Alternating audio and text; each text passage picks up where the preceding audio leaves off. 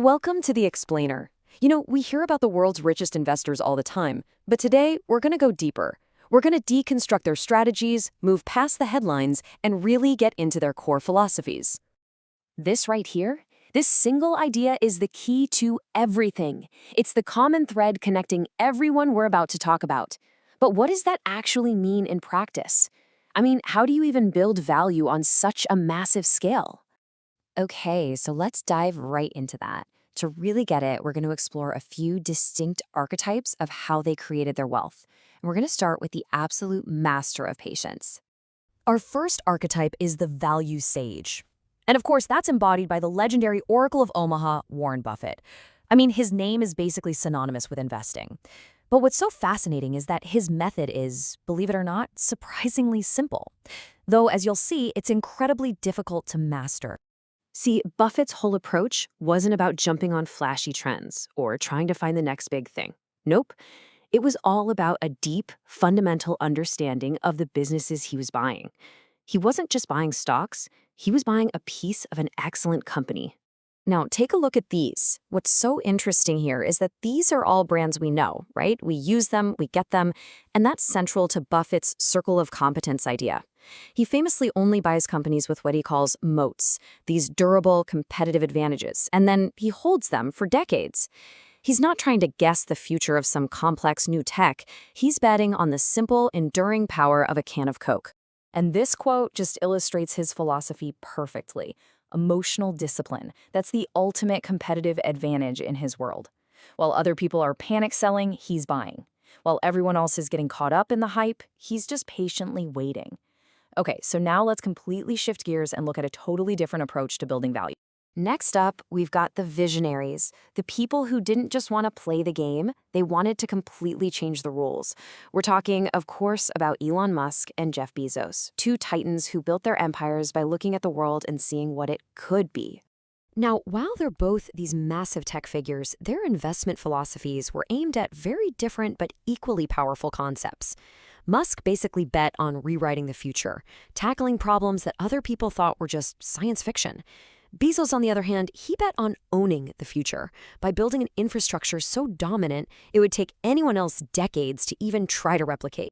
So the crucial thing to get about Musk is that his investments are pretty much the polar opposite of Buffett's. They are not about stability. They're fundamentally about creating enormous value through really high-risk, world-changing innovation. He's not just buying existing assets, he's trying to will entirely new industries into existence. This quote from Bezos, this is the key to understanding his entire strategy. For years, Amazon made almost no profit. And why? Because he was reinvesting every single dollar back into the business, building warehouses, developing cloud computing with AWS. He was playing the long game, totally ignoring Wall Street's demands for quarterly profits, all to build this untouchable empire of long-term dominance. Okay, our final archetype proves that investing isn't always about tech or stocks. Sometimes it's about understanding something much more basic, human nature. Let's talk about Bernard Arnault, the curator of desire. Bernard Arnault's genius was realizing that while markets go up and down, the human desire for heritage, for craftsmanship, for exclusivity, well, that's remarkably resilient. He got that a Louis Vuitton bag or a Dior dress isn't just a product, it's a piece of cultural history. It's an asset that holds and very often increases its value over time. And he didn't just buy one brand, no.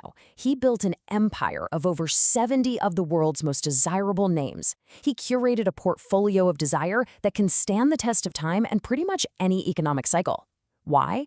Because he invested in the things people will always want, no matter what's happening in the world.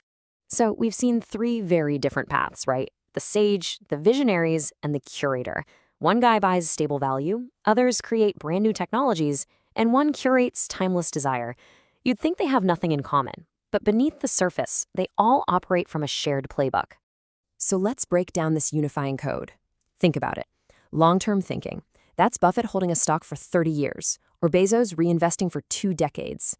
Emotional discipline. That's Buffett ignoring the market noise or Musk pushing through spectacular failures. A willingness to be different. They were all comfortable being misunderstood, sometimes for years. A deep understanding of risk. They don't avoid risk. They get it, they manage it. And finally, relentless learning. They're all constantly absorbing information. This isn't about luck, it's about a disciplined mindset applied over an extraordinary amount of time.